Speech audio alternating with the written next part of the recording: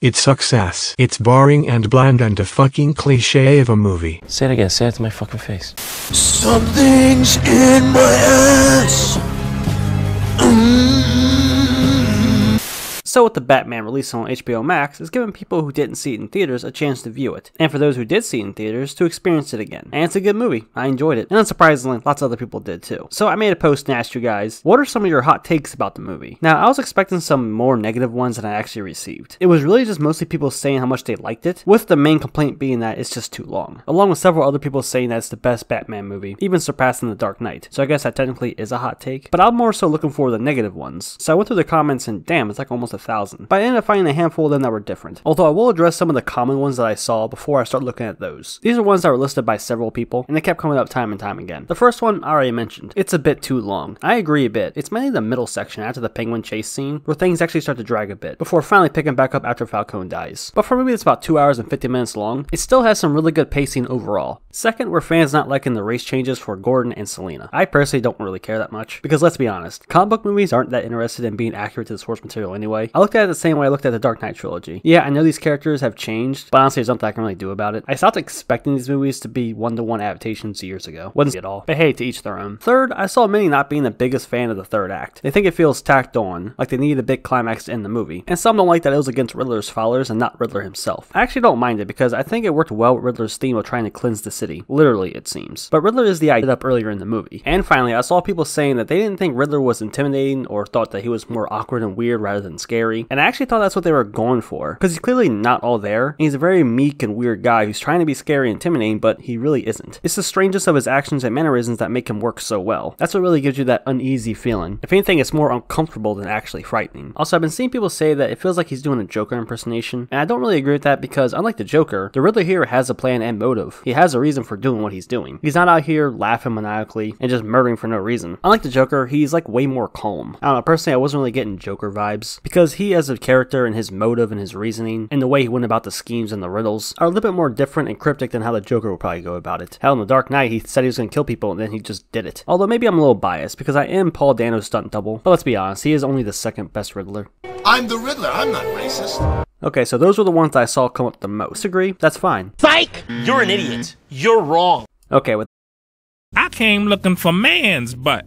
the white privileged asshole line was forced and unnecessary. There was never any indication that race was a key issue. It was wealth. If it had previously been established, it would have been fine, but it wasn't. Also, the whole Batman is next to the bomb, it blows up, but his completely exposed face is totally fine thing was, as Deadpool says, lazy writing. Yeah, the white privileged asshole line is just cringe. It does feel like it comes kind of out of nowhere. So yeah, I agree with that. And I also thought it was pretty funny that he got blown up, but his exposed face is fine. It's still a pretty cool ass scene though. There's a couple in this one, but I'm only gonna look at the first one. That way I can show off some more comments. While the action isn't bad or anything, the melee fights felt extremely slow and sluggish at times. Batman's movements also felt stiff at times. Yeah, I kinda agree with that one. Still some pretty good action and fight scenes, and overall I think it's better than what we saw in The Dark Knight. But yeah, he was definitely really stiff in that suit. And I'm not gonna read all this, but they say, the only thing that irritates me is the relationship between Catwoman and Batman. I feel like they shouldn't have rushed the relationship and did it in another movie. I say the third one, but that's just my opinion. But it's better than in The Dark Knight Rises. Yeah, I think Batman and Catwoman work well together in the movie, but romantically I don't really buy them together yet. And considering that the whole movie takes place in less than a week, they do kind of rush the relationship a little bit. So yeah, the two kissing scenes and that pseudo relationship. Okay, we got a couple here, but I'm just gonna pick out a few. Didn't like Thomas Wayne going to a mob boss for help, and didn't like Martha Wayne being mentally ill. You don't have to dirty the Waynes. This is like making the Kents psychopaths. You don't have to darken Batman's world more than it already is. Batman is a perfect mixture of light and dark. Honestly, I don't mind the idea of these two things, but I wish they could probably take it out of the movie and it won't change much. Bruce literally has like 2 conversations and he's over it. Didn't like the fact that Batman couldn't even stop a single murder by the Riddler. I want to see Batman save the day. I kind of figured the reason why he couldn't stop the murders is because this is his first time dealing with someone on this level. So lack of experience, I guess, but I can see how that can be annoying, how he's not able to prevent like any of them. And lastly, didn't like the whole Batman inspires his villains idea. Most of Batman's villains are superheroes appearances in all comics. It's the same with Superman and Batman. It just cheapens and disrespects the character. I don't mean to disagree, but wasn't Batman like directly involved in the Killing Joke? You know, Joker's origin? And what about Bane? Didn't he explicitly come to Gotham just to fight Batman? Although I guess Bane would still exist, he just wouldn't be in Gotham. Anyway, I see where you're coming from. But but in the context of this movie, I don't really mind it. And plus, him figuring out that he inspired the Riddler is kind of his wake-up call, and realizing that he needs to change what he stands for. Instead of being anger and vengeance, he instead wants to inspire hope. Although I see what you're saying, but in this context, and I guess depending on the story itself, I don't really mind Batman either inspiring or causing the origin of villains. This movie feels like two different movies. They should have picked either the Riddler or the Penguin Catwoman thing with the mob. I think it's why the movie feels like it ends when Falcone dies, and they reveal everything with Thomas Wayne's relationship with Falcone. They should have picked one or the other and stuck with it, because there's not enough of the Penguin to really make you care about him, and by the time they wrap up the Falcone storyline, you forgot they're supposed to be stopping the Riddler. Well, the Thomas Wayne part of it was right before Falcone died, but I see your point. Yeah, the Thomas Wayne stuff, along with Selina Kyle going after Falcone and revealing that's her father, all happens right in the middle of the movie, and not really that fleshed out, and does take away from the whole Riddler plot. I think if you just rework those two things, the whole movie itself would just be fine, because I like the Riddler knowing more information about the mob and how they're controlling the city. It's just disrupted in the middle and kind of throws things off, used by the fact that Batman could take point-blank fire from multiple assault rifles, but a shotgun blast at the end nearly does him in. Yeah, that was a little weird, wasn't it? Not a huge fan of the Riddler's gimp costume. I prefer the suit and bowler hat. Yeah, hopefully we get that look in the future, but I don't mind his look in this movie. No Batcock, so mid. I agree. Paul Dano as Riddler, top Heath Ledger's Joker performance. Get out of my sight. Reeves made a bad decision keeping Penguin safe from being imprisoned, even though he was involved in the driver, but was left under the bridge, tied, but completely free, for that one gag in HBO show's setup. Yeah, that was a very weird sequence, wasn't it? They catch him at a drug drop-off, he shoots at Gordon, goes on a giant car chase, totals a bunch of cars, and definitely kills a couple people, but then after he's caught, he's just let go. Honestly, they could use that opportunity to imprison him, and then have him reappear at a later scene as a free man, because of Falcone's influence. Really cool car chase sequence. Falcone isn't as great as people were saying. I still consider the Long Halloween one to be the definitive version. I thought Falcone was pretty great in this movie, but I think the reason why people were really impressed was because they didn't expect that performance out of John Turturro, but I really like him. I thought he was good. Speaking of which, they never really show Falcone controlling the entire city. They talk about it a lot, but you never actually see Falcone's power being flexed, despite the whole movie basically being about it. I kind of need to see it. So that's why outside of a few lines here and there, it's primarily kept quiet. This is not Morbius, so therefore 0 out of 10. It cannot compete with the movie of all time. The characters are written, and the movie is watchable. That's the most solid argument I heard all day. And the last one's from my buddy Foxtail Semantics. Tex wants hot takes, people, not praise. Yeah, that's pretty true. But his hot take is, I still hate the cowl design. And yes, I know it's a prototype / beginner cowl. I still don't think it looks good. I actually don't really mind it that much. And overall, I think it's my second or third favorite Batman outfit. Affleck's is still number 1. But yeah, I think it's gonna do it for all the hot takes. A lot of comments were really similar to the ones we just listed, and most of the comments were just praising the movie, which really isn't surprising because it is a really good movie. So most people have more positive things to say than negative. Now go ahead and tell me all your hot takes, and if you agree or disagree with the ones you heard today. And you can drop a like if you enjoyed the video, or don't. It don't matter.